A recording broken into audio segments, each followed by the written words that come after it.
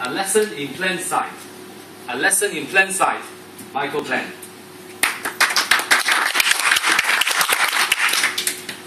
I just got back from a holiday in the Philippines, and when I got in the plane in Manila, and the plane took off, just relaxing, I heard the stewardess come on the loudspeaker, and she said, "Ladies and gentlemen, thank you for flying Philippine Airlines flight PR338 from Manila to Shanghai. We've just reached our cruising altitude of 35,000 feet, and if you look out the window to your left, you can see an oh my God!" There was a tense moment of silence. And then I heard her come back on again. She said, "Ladies and gentlemen, I'm so sorry about that. I just spilled hot coffee on my pants. You should see the front of my pants." I said, "Hey lady, that's nothing. I was so scared you should see the back of my pants." How many people have been on an airplane? Everybody? Raise your hand. Wow, a lot of you have been on an airplane. But you know, if I asked that question just 30 years ago, probably nobody says yes. Maybe only one. It's important to look back how far we've come and appreciate what we have. A lot of humans, for all history, we've been dreaming, what would my life be like if I was a butterfly, if I could fly? Do you know in the year 2000 BC, a long time ago, in Greece, they had a story of a man named Daedalus, and he made wings out of wax and feathers, and he flew up to the sun, and then he died. And even right here in China, in the year 500 BC, there's a story of a man who, in the middle of a war, he climbed up on top of the castle so he could see out the enemy, and he made some wings, and he flew out, and he died. Do you guys know Leonardo da Vinci? So even in the year 1500 AD, he was drawing amazing pictures of these great flying machines. He died too, but not from flying. He was old. All these famous people, not even one of them realized their dream of being like a butterfly and flying in the air. It actually, even until the year 1890 or so, we only had these machines that we call a blimp. It's like a big balloon, and they fill it with these hot gases so that it can fly through the air. But these hot gases were very dangerous. They made the flying very, well, they didn't really make flying dangerous, but the crashing was very dangerous. But even then, it's not real flying. Real flying in an airplane happened in 1903 in the USA.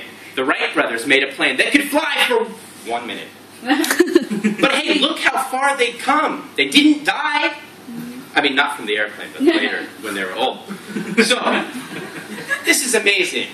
And just 30 years later, in the 1930s, in the US, we had DC-3 planes. And they made the first commercial airlines, and we took rich American businessmen, and we flew them through the air with these young, pretty women. Actually, they could only be 25 years old. Not like now.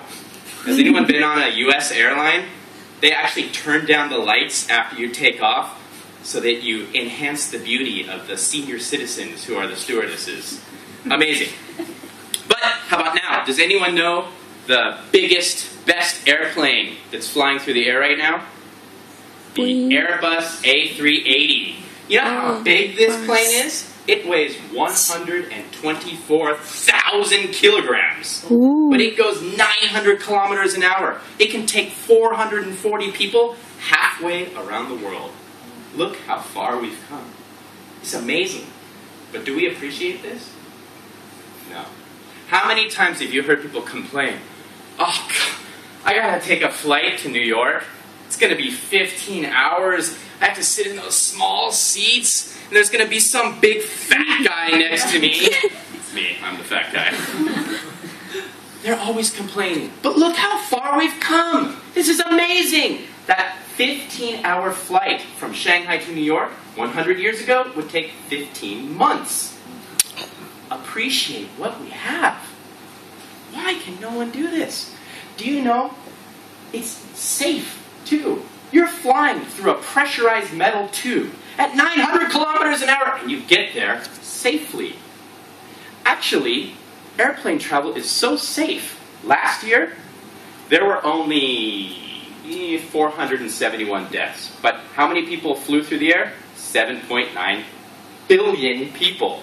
If you do the math, that's like 0.0000005% death rate. Much safer than driving in Shanghai. Amazing. But do we appreciate this? Why can't we appreciate this? How many people here think I'm talking about airplanes? I'm not. I'm talking about our lives. We need to appreciate what we have. This is how you find true joy in your life. Everyone I see, I'm trying to save money. I want to go get a house. I want a car. I want a new computer. I want the iPhone. Appreciate what you have. Look at the beautiful wife sitting next to you. Appreciate what you have. This is how you find true joy. Reminds me, you probably don't know when you look at it because I look so handsome and rich now, but actually I came from a very poor family. When I grew up, I lived in a small farm town, very old house, but my best friend Tommy was the richest guy in town. Tommy had this fancy apartment in the city. His daddy had a great job. And Tommy was my friend. So one day Tommy said, "Hey Michael, can I come stay at your house for the weekend?" No. I'm so ashamed. I'm embarrassed of my dirty little house out in the country. But, okay Tommy, you're my friend. Come on by. At the end of the weekend, I asked Tommy, what did you think of my poor house?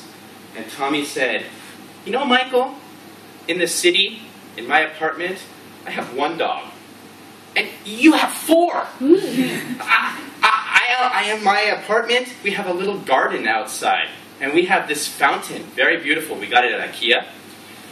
Here, you have a river in your backyard with fish. In my little apartment, we have these really fancy imported lights from China. In your apartment, Michael, in your house in the country, you have the entire sky filled with stars. Thank you, Michael, for showing me how poor I am. No. Thank you, Tommy, for helping me appreciate what I have." God bless you.